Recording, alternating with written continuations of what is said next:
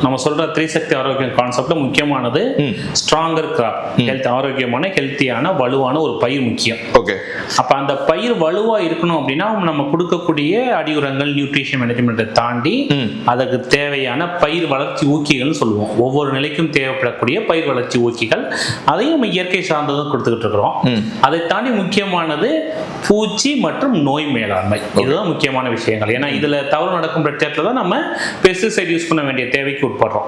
இப்ப நம்ம எப்படி புரிஞ்சுக்கணும் அப்படின்னா, ஒரு ஆர்கானிக் விவசாயம் நீங்க வரும்பொழுது ப்ரிவென்டிவ் மெஷர்னு சொல்லுவோம். எதையுமே முன்கூட்டியே திட்டமிட்டு சீசன் பேஸ்டு எதெல்லாம் நமக்கு வர வாய்ப்பு இருக்கு, அப்ப அதை எப்படி முன்கூட்டியே நம்ம தற்காத்துக்கிறது அப்படிங்கிற கான்செப்டை நம்ம ஆர்கானிக்கை கொண்டு போகணும். ஏன் இதை சொல்றோம் அப்படின்னா, சில ஃபார்மர்ஸ் எப்படின்னா கிட்டத்தட்ட ஒரு நோயை ஒரு சிவியர் ஸ்டேஜ் கொண்டு போயிடுவாங்க, இல்ல பூச்சியை சரியான முறையில் கவனிக்காம ஒரு சிவியர் ஸ்டேஜ் போயிடும். பட் அந்த ஸ்டேஜ்ல இருக்கக்கூடிய பிளான்ட்டுக்கு நீங்க ஆர்கானிக் சொல்யூஷன் சொல்லணும்னு கேட்பாங்க.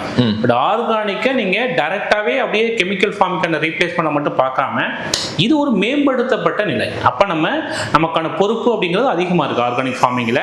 அப்ப நம்ம என்ன பண்றோம் அப்படின்னா, இதை சிம்பிளிஃபை பண்றதுக்கு நம்ம என்ன பண்றோம் அப்படின்னா, நம்மளுடைய ஏர்கனிமிஸ்ட்டை பேஸ் பண்ணி ப்ராப்பர் ஒரு ஷெட்யூலா கொடுத்துறோம். எந்த சீசன் என்ன மாதிரி கிராப் வச்சிருக்காங்க, என்ன ஒரு கிளைமேட் சூழல் அவங்க இருக்காங்க, அப்ப என்ன மாதிரியான பூச்சி தாக்குதல் வர வாய்ப்பு இருக்கு, இல்ல என்ன மாதிரியான நோய் தாக்குதல் சீசன் பேஸ்டு வரும் முன்கூட்டி அறிஞ்சு அவங்களுக்கு தேவையான இந்த பெஸ்ட் அண்ட் டிசீஸ் மேனேஜ்மெண்ட்டுக்கு தேவையான நம்முடைய ஹெர்பல் ஆயில் பேஸ்டு ப்ராடக்ட்ஸ், அப்புறம் நன்மை செய்யக்கூடிய நுண்ணுயிரி பேஸ்டு ப்ராடக்ட்டை நம்ம ஒரு ஷெட்யூலாக போட்டு கொடுத்துறோம். ஸோ அப்போ அவங்க ஒரு ரெகுலர் பேசிஸில் அதை நம்ம யூஸ் பண்ணும்போது நம்ம அந்த மாதிரி நோய் மற்றும் பூச்சி தாக்குதலேருந்து நம்ம பிளான்ஸை தற்காத்துக்கலாம்.